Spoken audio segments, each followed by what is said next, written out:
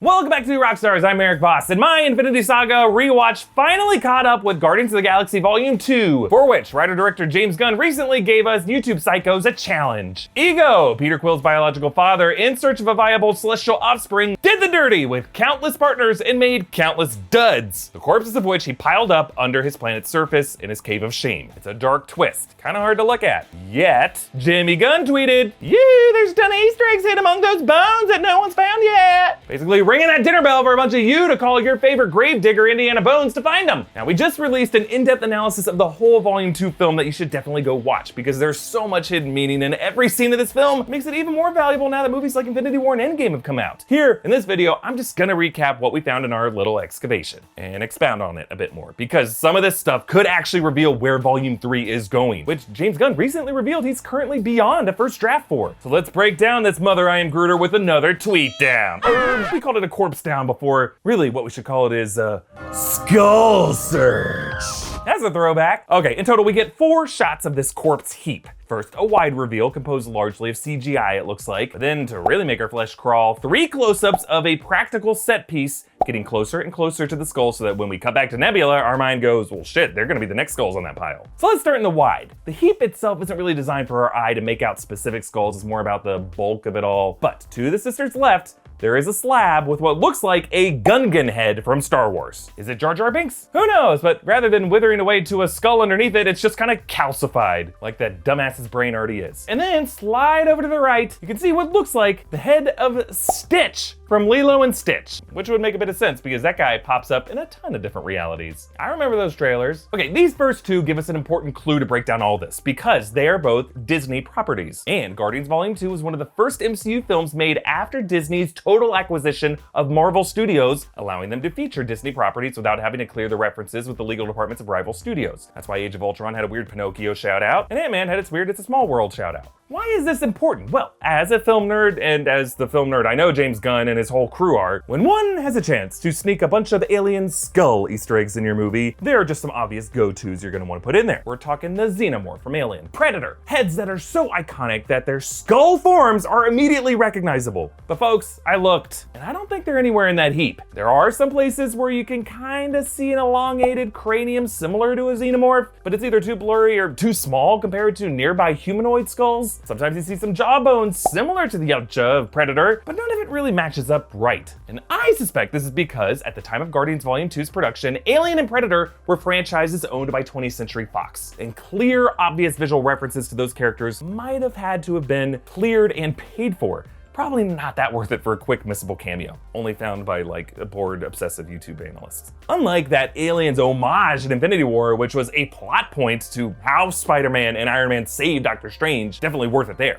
Another example is the character of Ego the Living Planet was also at the time a Fox property because it was associated with the Fantastic Four, but Marvel negotiated a special deal to use him in their movie that involved a trade to Fox to change the powers of Negasonic Teenage Warhead in Deadpool. Of course, now Disney owns all the Fox properties anyway, soon they're gonna own everything so long as Disneyland can reopen soon. Oh, I hope so. Okay, the legal shit out of the way, back to the bones! In the first close-up, right in the middle, there's a skull with a flat face, which could be a Chitauri. Shout out to Russell on Discord for this one. We know James Gunn snuck a Chitauri in the Collector's Vault in Volume 1. Would make sense for another one to show up here. But then the next 2 close-ups show 2 angles of the same part of the heap. You can tell by those long yellowed fingers their reference point. Now, I was thinking those fingers could be the jointed digits of the facehugger from Aliens, but like modified to give extra fingers to avoid the rights issue. But in the last close-up, there is an elongated skull similar to the Corbinite skeleton on Morag in Volume 1. Corbinite is the race of Beta Ray Bill, a successor to Thor in the Marvel Comics. A statue of him shows up on the Grandmaster's Palace in Sakaar in Thor Ragnarok. Right above those long fingers in close-ups 2 and 3, there's this beauty with a deep mouth and vertical nostril slits, which resembles the face of the Rancor from Return of the Jedi. Shout out to New Master 68 for that one. You can see this one and others much more clearly in a set photo that we're actually able to track down of this whole close-up heap. Sometimes to find the answers to these nerdy theories, you gotta keep your brain sharp and alert. And when I wanna see stuff that I didn't know was there, I pop open a Bang! Thanks to Bang Energy for sponsoring this video. Every can of Bang is 16 ounces, that's right, there's no wimpy 12-ounce cans here. It contains 300 milligrams of caffeine, it's sugar-free and has 0 calories, yet it tastes great!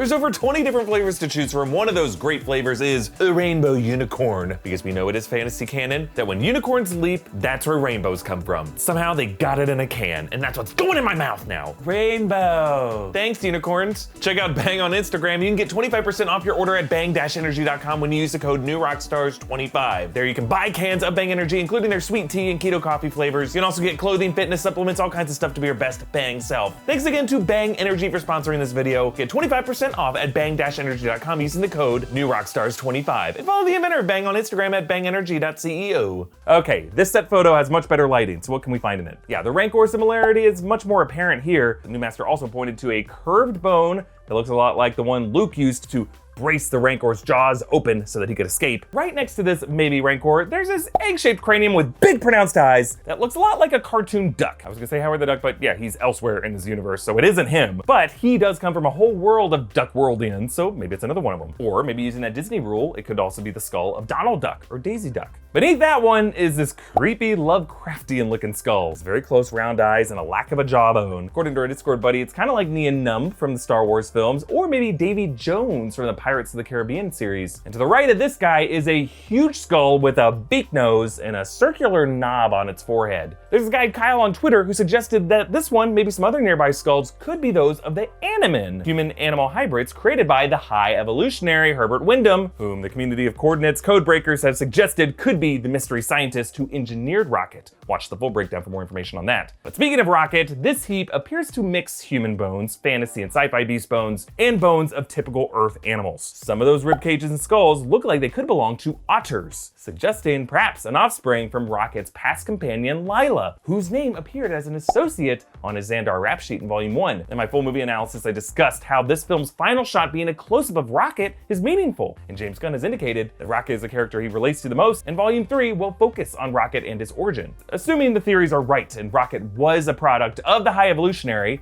along with other hybrids like Lylla on Half-World, maybe the High Evolutionary's purpose was to create mates for Ego, after that sleazy Celestial had tapped out of all the other known worlds and lost his Terran offspring, Peter Quill, to Yondu. I mean, what happened to Lylla? Why did Gunn include her name in Volume 1? It must have been for a reason. Maybe Rocket's past love left him for some mammal from the stars, made out of pure light. A creature that Rocket did not know at the time was the same Celestial he'll later fight in the future, in disguise trying to make a viable offspring to help him cancer up the universe. The Ego mated with Lylla, produced an offspring, but just like all the other duds, left that corpse in his cave of shame. And so, Rocket having helped blow up Ego's brain, that closure might help Rocket finally come to peace. Now, our rewatch did touch on one other detail pertaining to Rocket's offspring when Ego explains how he mated with countless partners. One of them is the same race as Mantis. Now, this did come up some time ago. Gunn posted that they used stand-ins, and that stand-in actress posted claiming she played Mantis's mother, suggesting that Mantis and Star-Lord could be half-siblings. But James Gunn debunked this theory. He confirmed that the race of Ego's partner was the same as Mantis, but that doesn't mean that partner was Mantis's mother. I doubt that will stop the weekly tweets from people thinking they found a bombshell clue that connects everything. I guess it's more fun to be wrong, ain't it? Comment down below with the other skulls you identified. Join our future Infinity Saga watch-alongs on Discord by becoming a patron at patreon.com/newrockstars. Follow me on Instagram and Twitter at Erik Voss, follow New Rockstars, and subscribe for breakdowns of everything you love, even if it's corpses, you freak.